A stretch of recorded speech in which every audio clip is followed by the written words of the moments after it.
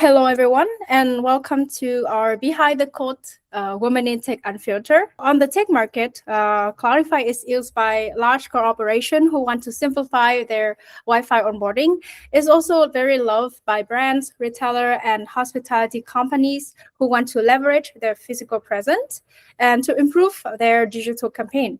We provide security, compliance, and marketing service as an unmatched international scale. Our 100% cloud delivery allow us to have instantaneous deployment on all sites worldwide without any additional investment. And today we are joined by the Cloudi-Fi female. We have Huda, Carol, Gloria, and Rita. Huda would probably join us later.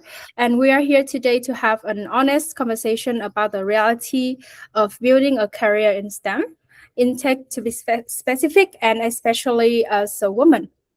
So, Rita, let's start with you. So, how are you today? I'm good. I'm good. The weather is better, so I'm good. Yeah, it's true. How is the weather for everyone, and how are you guys doing today? I'm just back from vacation, actually, so I'm doing well. And can you please tell us a little bit about yourself? Maybe we start with you as well, Rita. Yeah. So I'm Rita. I'm 26. I'm working currently as a customer success engineer in Cloudi-Fi. And yeah, that's like basically what I'm doing now. I'm Egyptian, but actually I moved to Germany 2 years ago. And that's like, if you know Egypt and Germany, that's like a huge shift. But I'm getting better at it. So yeah. And maybe can you tell us a little bit more about how the journey into STEM began? Okay, so I think I worked a bit on my educational background. So I would say it started from there. Since early age, I was interested in specifically in computer and how basically computer works. How is that? What's the philosophy behind it? So I started early in grade like I don't know 12 or something, and then I joined university. I basically joined the computer science faculty, and I was particularly interested in coding, but of course about all the operations in the computer. And then I was drifted surprisingly into IT security. I didn't see that coming, but yeah, I managed to get a major on it. I also have a minor in software engineering. I don't think Fyong, you know that, but yeah, I studied also software. And then I worked in Egypt for 1 year in an American company. That was like scratching the industry, moving from the university to real impact. And then I moved to Germany. I worked as a network administrator, so started to be highly technical. And then here in Cloudi-Fi. That's so cool. Can you share a little bit with us about your first job in tech as well? And like, how did you land it in Egypt and also in Germany, of course? Okay, so in Egypt, it was basically an internship first. I got the chance to have an internship for 6 months, which is a big, I would say it's something I highly recommend for students or like people that are about to graduate, because it helps you figure out what you want to do for like the next 2, 3, or even 5 years. What do you want to work? Because moving from the university mindset to the industry. So I get the chance to have the internship, and then I worked at the same company. What I would tell about this job is that I learned so much that the university didn't teach me back in time, because you handle people at real life situations. You deal with different groups, different ages. You get to know you stretch. Actually, you get stretched. Not only exams and knowledge checks, but basically real life situations, and specifically in a critical field as IT security. And then I got the chance to come to Germany. That was a huge shift. I worked on a project. I will go a bit technical. It's called Lab as a Service. So basically, we are building a lab, but fully remotely. So it was tough, technically speaking, it was a bit tough. But yeah, I learned so much. And aside from that, you get to learn from different nationalities, from different backgrounds. So you deal with people on like the personal level and not only on the technical part. So yeah, it was not a straight line by any means. It was exploring, but I'm thankful for it. Thank you for sharing with us. And we are also joined by two other women today. I would also love to hear about you guys' experience as well. Can you share with us what you are doing right now and maybe a little bit on what is your experience? Hi, I'm Carol. I'm QA engineer at Cloudi-Fi. I'm based near Montpellier in France, where I work fully remotely.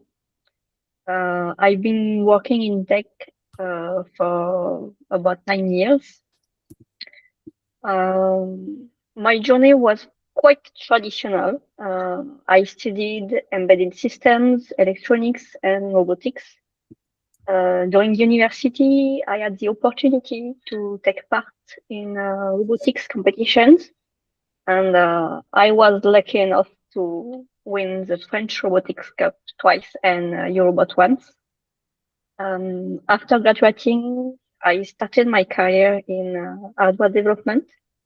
Less than a year later, I moved into software development, and about a year after that, I discovered quality assurance.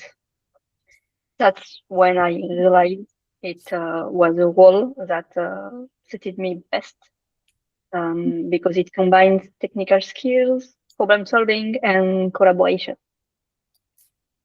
And I also want to ask, like, have you always been very interested in the tech field, or have you ever feel like you were interested in another field and then you returned back to tech and robotics? And yeah.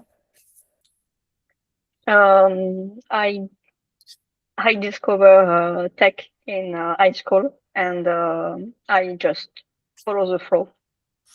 That's so cool. And what about you two, Gloria? Yeah, so I'm Gloria. So I'm a product owner at Cloudi-Fi, and I'm based in Lyon, in France. For me, it wasn't a straight line at all. I started my studies in med school, so to study medicine. And actually, computer science wasn't even something I heard about. I didn't know that we could study computer science. But I had a friend who were taking these algorithmics classes, and hearing him talk about his classes, I just got curious, so I switched path actually. And I started with development, and I did my first internships as a developer, and I really liked the logic behind it. But pretty quickly, I realized that I wanted to be closer to the design, yes, the product side. And so I got my first job as I don't know how we say that, a functional consultant. And I was mostly doing design and conception work. And I moved into a product owner position after that. And so my job is mainly about working between IT team and the product team. And the goal is to translate the business needs into something developers can work on. So yeah, having this technical background really helps me a lot in my job, because I can understand the technical aspects. I also want to ask, how did you manage to get the required skills to be in the position that you are in right now? Some skills are just learned in school, actually, but I think that we we learn a lot directly on the field with experience, and that's something actually. I saw that women tend to wait to have all the skills before applying to a job, and actually I think it's a mistake, because men they do not wait for that. They just go for it. So. And yeah, I think the purpose of this webinar is also to help younger women to figure out like what they will be studying, what they will be doing. So I also want to ask, especially for those who are listening, who might be in the middle of absorption. So what would be the one thing that have surprised you in the middle of the interview? And how did you handle it? And like, what is your experience on the interview preparation process? Shall I start? Yes, please. Okay. So I would say, Fyong, it's not like surprising me in an interview, but more of a something I discovered during multiple interviews is that people, when they get to have an interview with you, basically it's not about the job description and bullet points as maybe we prepare for. It's more about you as a person and how you blend all the technical skills and soft skills together. So I would say we focus so much on like the bullet points to cover during the interview, but I would say what was really a good plus is that people, or like at least women, can also focus on the personality, or like the impact as an individual in a big team or a big company.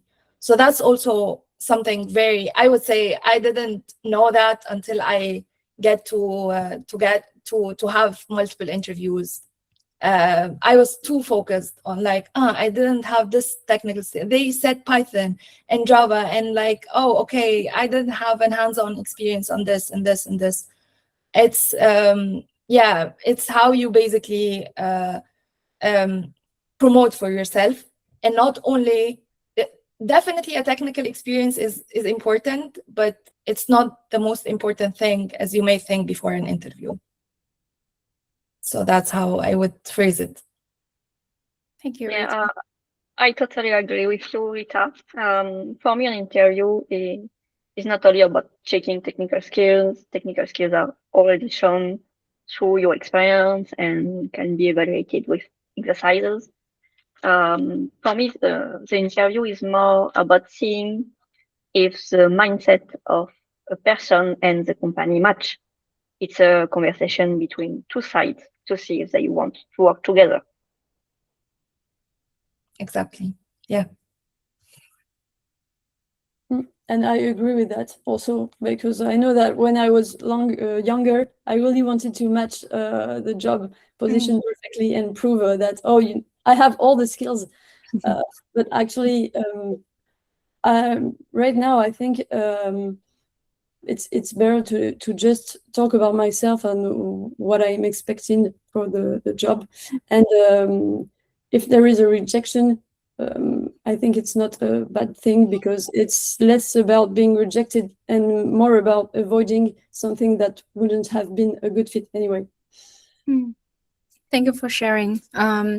I would also want to ask about rejection, of course. Now that you have mentioned it, normally, how would you handle the rejection side of things?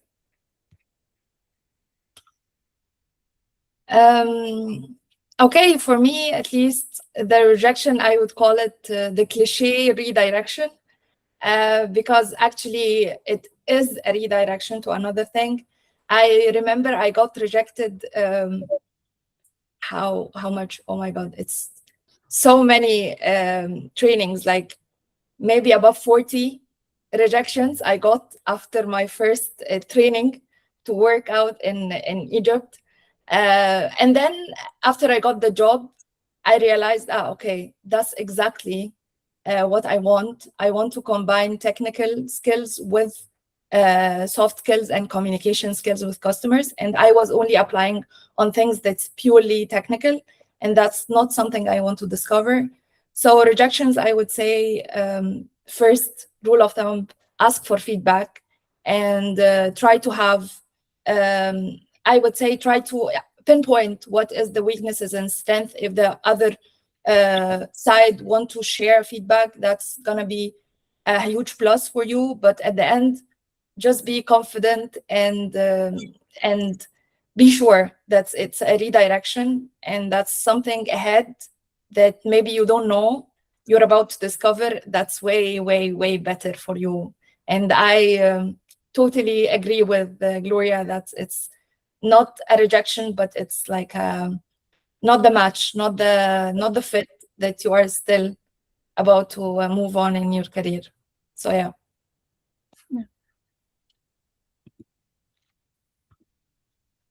Well, I agree too with Rita and Gloria.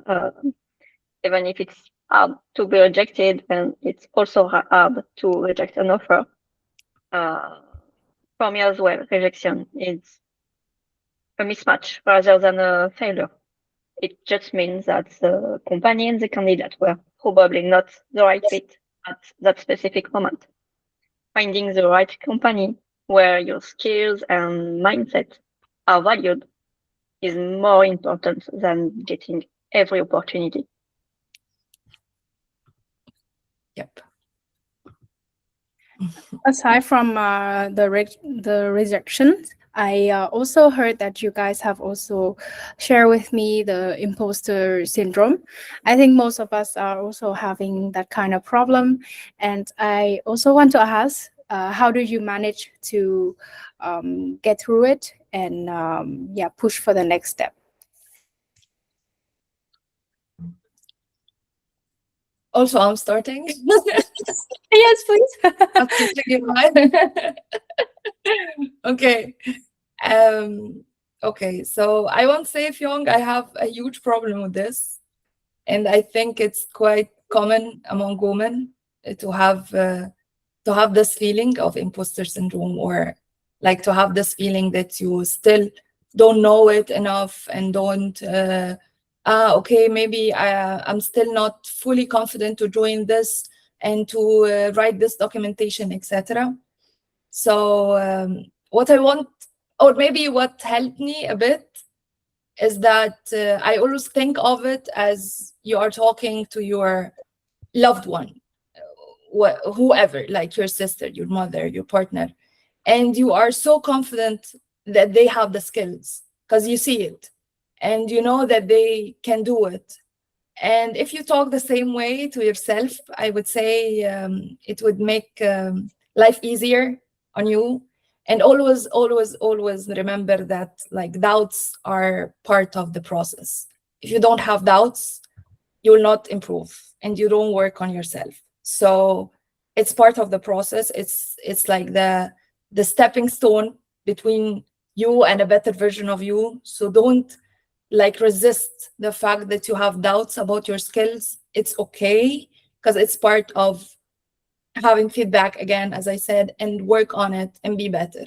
But also don't be so hard on yourself as if you are like denying, I would say, your whole skills and your strengths. Don't deny them, like name them as they are and talk to yourself as the same way you talk to someone you know you are so confident that they have the skills. So I would say that's like my 2 tips that I am currently doing. But again, I'm not so good about it. I still struggle, but that's how I do it. That's my recipe. But I really like your advice about like you should be gentle with yourself, like the way you treat others. It would make the problem less of a problem. So thank you for sharing. And what about you, Carol? I also had this imposter syndrome. The best advice I can give is apply the offer even if you don't have all the skills, because the skills can be learned even after. And thanks to that, I'm here today because I didn't have all the skills of the Cloudi-Fi offer. but they see that I can learn them. And I think I make a good job since I'm still here. I also want to ask you, if you were starting today, then what would you do differently? Is there anything that you would do differently? I think I would stop comparing myself to others so much. Well, early in my career, especially as a woman in tech, I sometimes felt that I had to prove myself.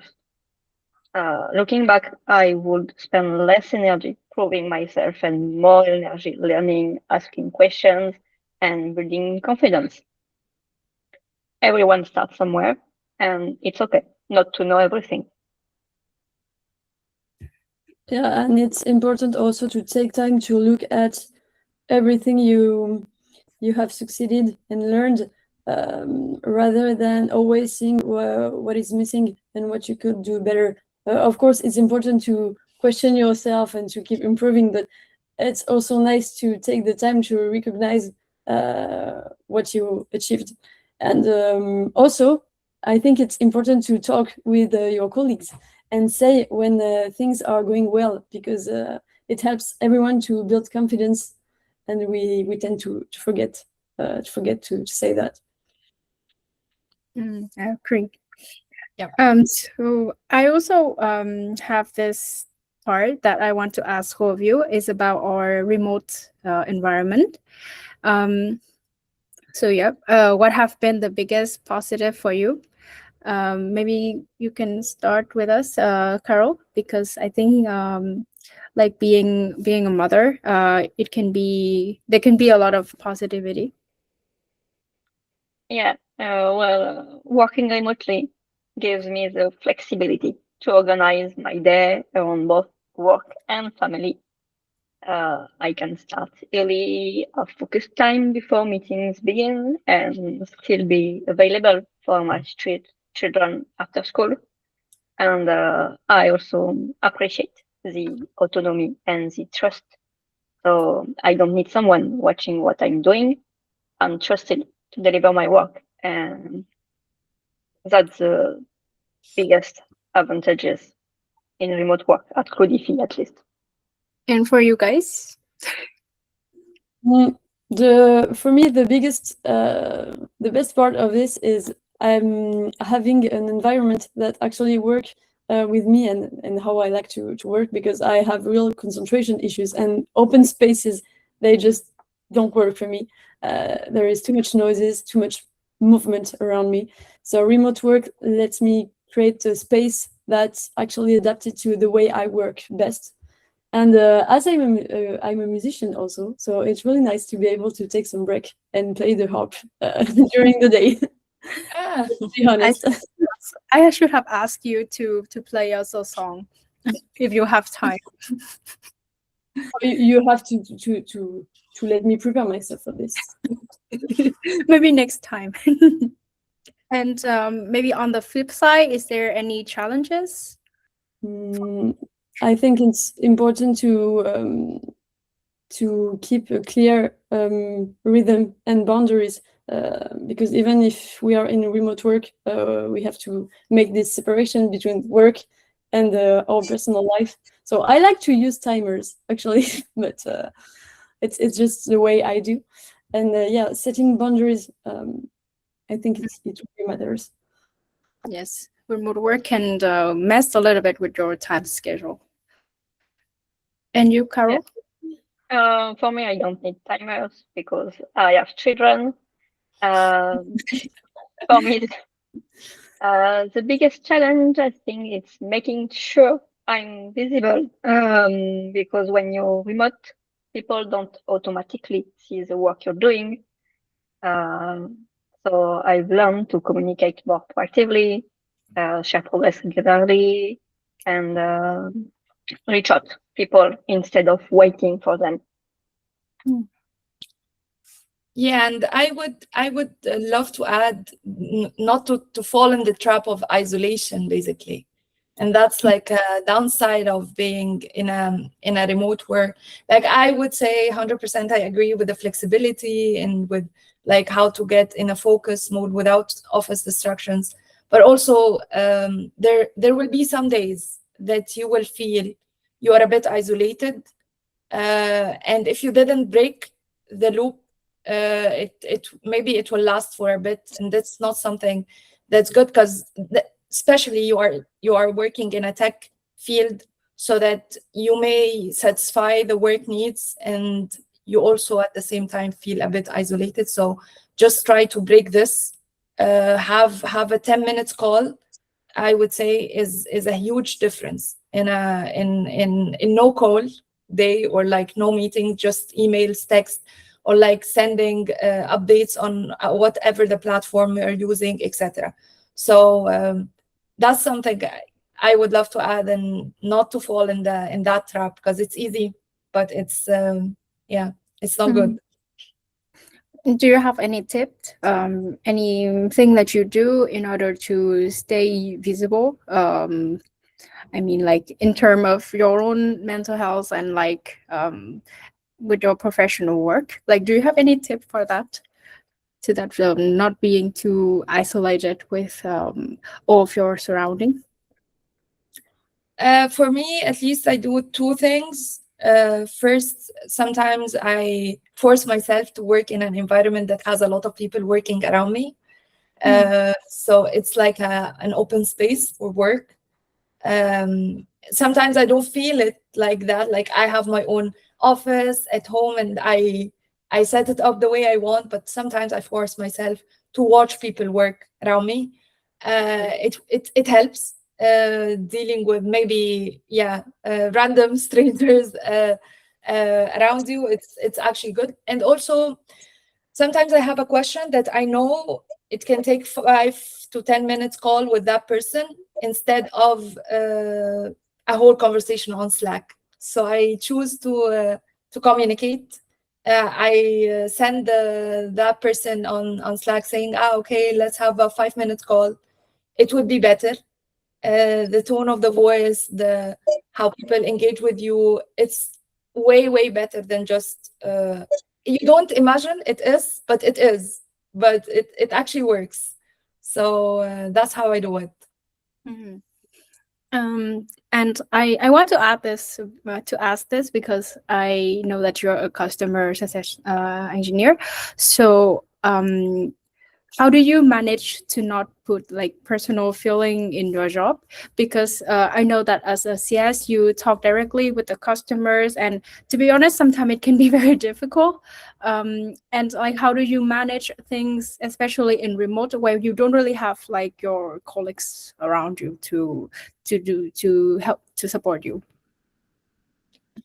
I would say that's the $1 million question in a customer service department. That's like the best thing. If you master it, okay, you master the whole thing. But I'm still scratching the surface. But again, the way I deal with it is that I listen. I may sound it may sound ironic, but I listen to the customer. And listen to the customer, meaning that you actively pinpointing their needs. So you focus less on yourself and focus more on where they are coming from. And if you were like manage to pinpoint their needs, you will be able to put your emotions aside by practice and go straight forward to the point. They need support and they need guidance, they need advice, they need clarity, whatsoever they need. You just need to listen actively on that, ask questions, and just embrace the fact that you are dealing with a person and that person has challenges, has a manager maybe, has a tech problem, whatsoever they have, so that it's not about you personally, it's like also about their own environment. So embrace the fact that you are dealing with it, and you're not dealing with a case in your work. You are dealing with a person in the street, for example, or like that's how I think about it. And yeah, that helped me. I would say active listening to the customer, that helped me put my emotions aside. Even if I have a bad day at work, or like I also have a tight schedule and I don't have that much time, etc., I can communicate and I can listen. And I would say 99% of the time it worked. People are like into the call, they are just so angry, they are just so frustrated. But then when you listen, when you communicate, when you put some clarity into the call, life will be way easier for you both. And yeah, and just know your dynamic, just know the dynamic of the work. It involves people, it involves feelings, and it's expected. But yeah, that's again the big skill, I would say, to master. Yeah, that's really nice. Thank you so much for sharing that. I received this question, and I think it's for Carol. In this world, like where AI is being very developed and very invested, so how can we use AI in a proper way for coding? Can you share with us some of your experience?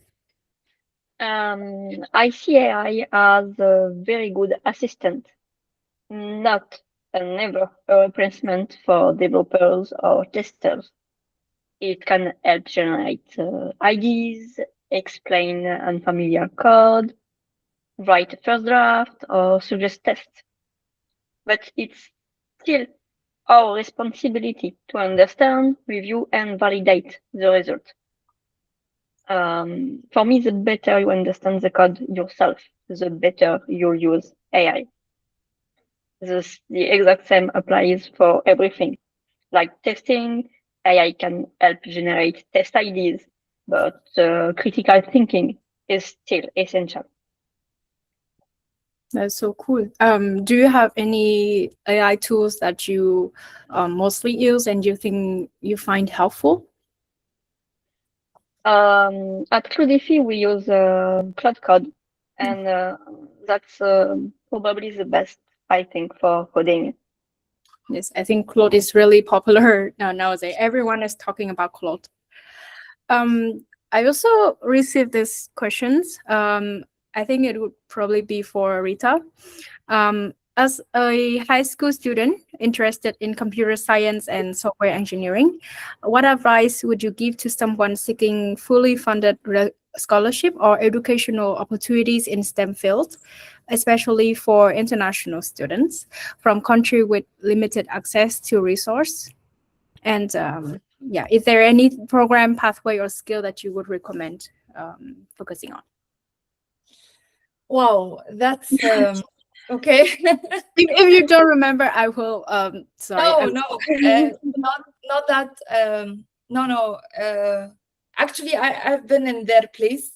Maybe I didn't say that. I graduated at the top first of the faculty, and I got the chance to have a scholarship, fully funded. So that's exactly like the path that maybe 4 years ago or something I had the chance to have it. If I have programs in mind, if that's the question, I do have programs in mind. Definitely any person that asks this question can add me on LinkedIn, and I can send them all the links that's useful. But mainly I was focused on the scholarships in Germany, and how to have a scholarship to like come study and stay, and like all of these. So there are multiple pathways, I would say. That's for the program. You said for the skills, you asked about the skills and the Yes, program, pathway, or skills. Yeah, for the skills, I would say it goes always without saying you have to focus on grades. But I'm coming from the future, and I would like to tell you, not only grades. I would say you should better focus on two things. First of all, your profile. Scholarships are not only funded to people that are academically high, but also for people that they think of themselves as future leaders. So think of yourself of a good profile, build your projects on GitHub, promote yourself well, and not only focus on I got the A plus or A. Not only that, because people actually on scholarships, they don't only focus on that. And the other thing is that focus on, and that's gonna be a bit of a surprise, but the language. If you are going to Germany, maybe have basics German. If you are going to Spain, have some basic Spanish. That's not something on your technical profile. That's something that tells the people that you are serious. You want to come. You are serious. You are seeing yourself there, and you want to learn and be engaged and be indulged in this. So for women specifically, focus on this part where you as an individual have the scholarship and not only the grades, because the grades will come, but yeah, that's what will help you. And last but not least, don't doubt yourself. Rejections are okay.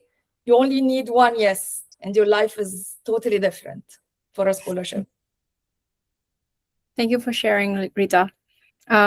Before we go, is there any piece of advice that you would want to give a woman who is just starting her path in STEM for today? Well, I can start. For me, the best advice I can share is that your first job doesn't define your career. Just stay curious, keep learning, and don't be afraid to change direction when you discover something that suits you better. That's a really good advice. Sometimes I think, especially young people, they just think that if they got into the wrong first job and you're stuck with it for life. But I think it's not exactly the case. It doesn't really define you, and that's like basically where you should learn and figure out what you want. Gloria? Yeah, I'm going to talk about rejection again, but I think my advice would be that rejection doesn't say anything about you or your skills. So you don't have to take it personally. It's more than that this particular position isn't the right fit for you. So you have to keep looking. I agree. I mean, like, it doesn't really say anything about, well, I don't think it's that much, just like the position and you are maybe not the good match at the point, but there can be many more opportunities and you can be more suitable to another position. And I actually really relate to what Rita shared before with the cliche, rejection is redirection. Honestly, it's never wrong, to be honest. I mean, when a door closed, you would have many other doors that would open. So I hope that people don't care much about like all the rejection that they have, because I think job market nowadays are really crazy and many people can be demotivated by that. So thank you for this advice. And Rita, do you have anything else to share? Yeah, I would love to reflect back on not to compare ourselves with others, because it's a very demanding field and you will find yourself comparing. So one little advice I would give to myself and all women, and specifically women that joining the STEM field, is that self-discipline is so attractive. Like, it's when you set your mind to something and be very consistent and do the boring stuff every day without anyone applauds what you are doing, it will pay off. And don't worry, there's always someone that's doing that better than you, but don't worry about it. Just be consistent and just be sticking to whatever you're doing, and you will get there and you will have your place. So don't just distract yourself with so many things around you, so many people around you. There will always be, but just stick to whatever that boring routine study that you are doing, and you are building for something big. So I would say that's something I would love to hear back in time, and I'm telling people now, specifically people that just starting. Yeah, And I hope you say that to yourself too. Be kind to yourself. Yeah, thanks. Okay, so thank you everyone. And it was a really honest conversation that I hope to have. And I would post this record on YouTube for us. Thank you again. There is literally no words I can say, because to be honest, when I was asking you guys to do this, I know that there are people who are not extroverted enough and who are like not that eager to join. But it is our first ever like webinar, and I think it's went well. No one seems uncomfortable. I think it's a win. Thank you so much to everyone again, and I hope to see you next time. Thanks, Young. Thank you. Thanks, everyone. Have a great day. You too.